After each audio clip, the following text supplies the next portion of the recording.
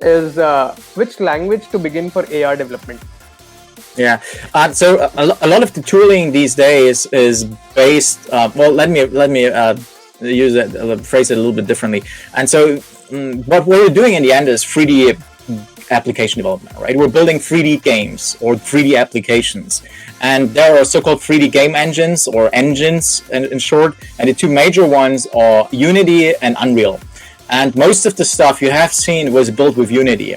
And so you can use Unity 3D. Actually, the good news is you can download it for free, in fact, and get started and don't have to pay anything. And the programming language that is most being used for, scripting kind of is C#, right? So a lot of the programming is done with C# in that world using Unity. A lot of people use Unreal. There it is C++. But the majority of people in the AR/VR world really use Unity because it's cross-platform as well. Great, amazing, thanks. The next question is, can our dreams be depicted virtually using AR to others? This is a very interesting question. That is a very interesting one.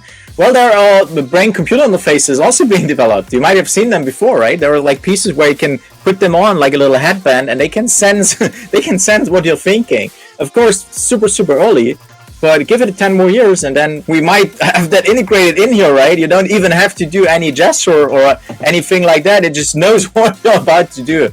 Might happen. We'll see how that turns out, and we will also see how that is being accepted by consumers, right?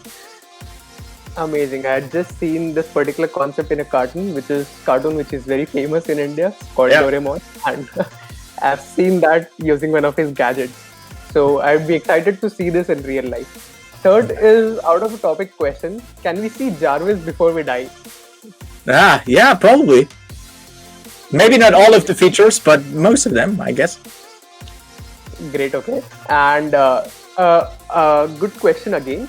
How spatial computing is different from quantum computing?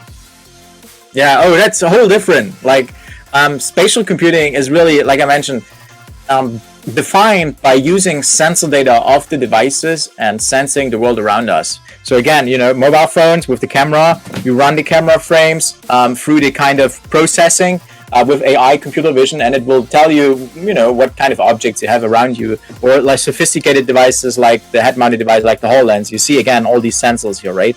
And so they are spatially aware. They are aware of their surroundings, right? When you talk about quantum computing, it's a whole different way of performing computing, right? Of course, these devices all have classic computer chips in here. Quantum computing is a whole different level of new computing using quantum mechanics and very recent research facilities.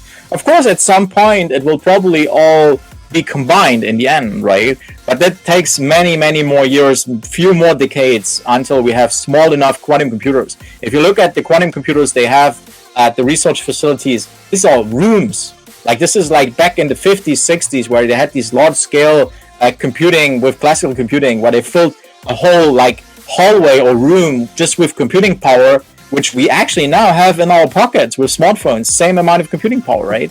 And so this is the level we are at with quantum computing at the moment. We're at this large-scale mainframe computing where you have these huge machines. And give it 50 years, I don't know how much years, but at some point we will probably have quantum computers in our pockets as well. I don't know, maybe. And then we could wear them on our head, and they provide us so much immense computing power. It's perfect for doing AI and deep learning quantum computing because they can process in parallel so many things.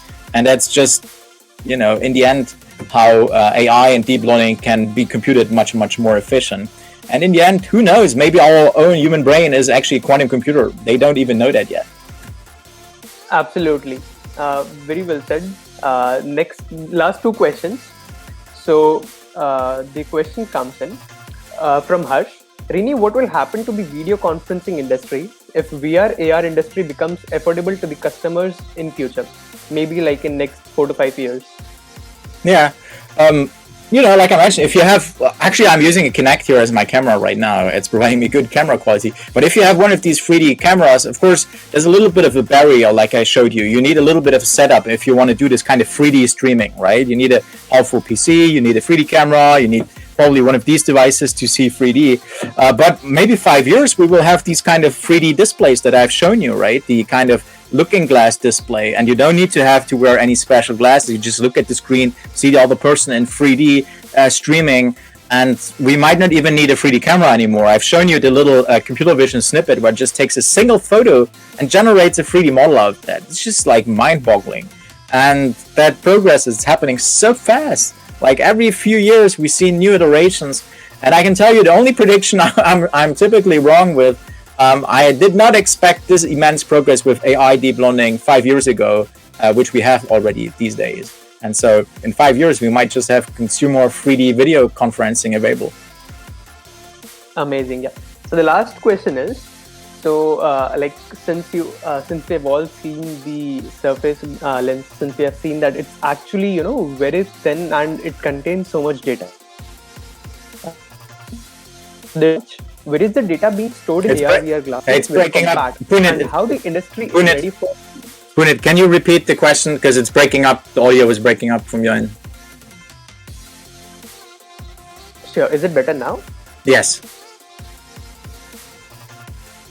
Great. Okay. I'll just repeat the question. Apologies for the inconvenience. The question is from Raj, wherein he asks, where the data is being stored in AR/VR glass, since it's very compact in size. Yeah. So this is the HoloLens, right? There are many different AR and VR glasses out there. You have to differentiate between tethered and untethered. So you have virtual reality devices like the HTC Vive or Oculus Rift S. They are tethered. They need a PC. You plug in a cable into your PC, right? And then the computing is done on the PC. And then you have devices like an Oculus Quest or some other VR devices that are mobile. They do all the computing on the device. A HoloLens is a little bit different. It is an AR and augmented reality device, and it also does all the computing in here, right? And so it stores most of the data actually on here, and that's a huge engineering progress and challenge they solved here, like doing all that amazing stuff on just a small mobile device. It's crazy. But that's mostly stored on the device. But like I mentioned, we will see more hybrid solutions where we can offload the heavy lifting into the cloud, right? It does the heavy computation in the cloud and then streams the result back. So we can have these kind of form factors in the future, right? I hope that it makes sense. Yep, absolutely. So just one last question. I think we have 2 to 3 more minutes before we join in the next speaker. So most of the audience that we have in today are kind of the engineering graduates or undergraduate students who are looking to explore their careers into emerging technologies.